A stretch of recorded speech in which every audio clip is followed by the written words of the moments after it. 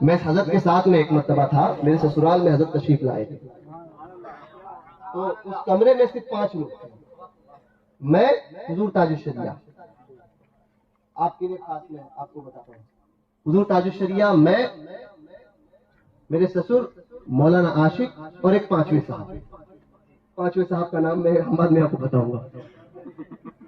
تو حضرت کا دورہ 3 دن کا ناگپور کا تھا، اب آپ سمجھیں، تو ناگپور، بالا گھاٹ، اکولا، امراوتی اکولا 1 دن کا پروگرام تھا، بالا گھاٹ 2016 یا 15 کی بات ہے، 16۔ تو اس سے 1 دن پہلے حضرت میرے سسرال میں تھے، تو حضرت جو بیٹھے ہوئے تھے، اور مجھے آج بھی یاد ہے، حضرت سفید لال کلر کے انگور کھا رہے تھے، لال والے انگور آتے ہیں نا، وہ انگور جو ہے میرے سسر حضرت کو پیش کر رہے تھے، حضرت جو انگور کھا رہے تھے۔ تو حضرت سے وہ 5ویں صاحب نے عرض کی کہ حضور، وہ وہاں کے حالات بڑے خراب ہیں، تو اگر آپ نے وہ مسئلہ چھیڑ دیا تو حالات خراب ہو جائیں گے، تو لہذا میری التجا ہے کہ آپ وہ بات وہاں نہ کریں، وہ بات وہاں نہ کریں۔ اب حضرت حضور تاج الشریعہ مرد کلندر، وہ ڈرتے کسی سے نہیں تھے، اور یہی حقانیت کی دلیل ہے، نہ ڈرے 1.5 کروڑ کو جمع کر لیا، ایسے مرد کلندر۔ اب جس نے دیکھا ہی نہیں وہ کیا جانے سورج کی حقیقت کیا ہوتی ہے، سمجھے؟ سورج کی حقیقت کیا ہوتی ہے، اندھے کو پوچھو گے تو وہ بولے گا سورج نہیں ہوتا، اجالا نہیں ہوتا، نہیں ہوتا تو نہیں ہوتا، سمجھے؟ تو اس کے بولنے سے سورج کی حقیقت بدلتی ہے نہ۔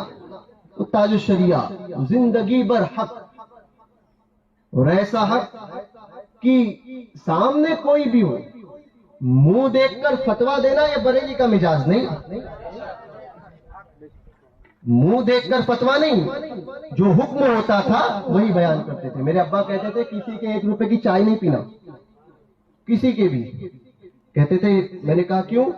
کہنے لگے کہ اس لیے کہ چائے پیو گے تو مربت آئے گی، چائے پیو گے تو مربت آئے گی، تو حق بات بولنے میں ڈر لگے گا، کبھی اس کے ساتھ کوئی معاملہ ہوا، چائے پیو گے ہی نہیں، کسی کا پیسہ لو گے ہی نہیں، تو پھر مروت کا کوئی معاملہ نہیں ہوگا۔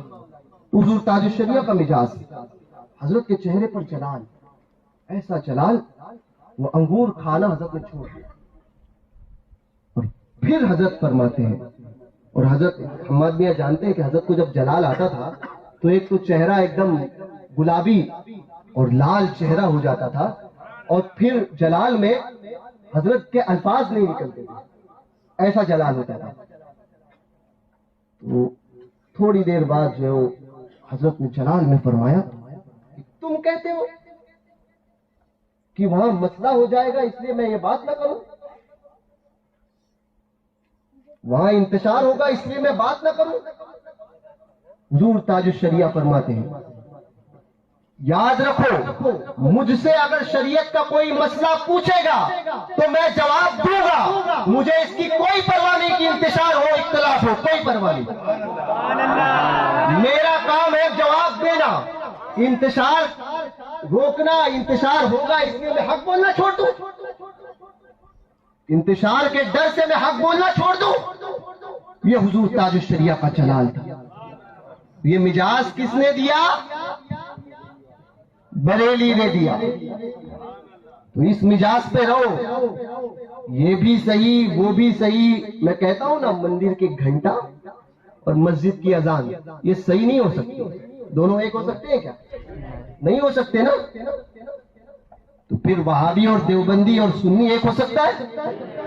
نہیں ہو سکتا نا، جس کو برا لگے ہماری جوتیوں سے، سمجھے؟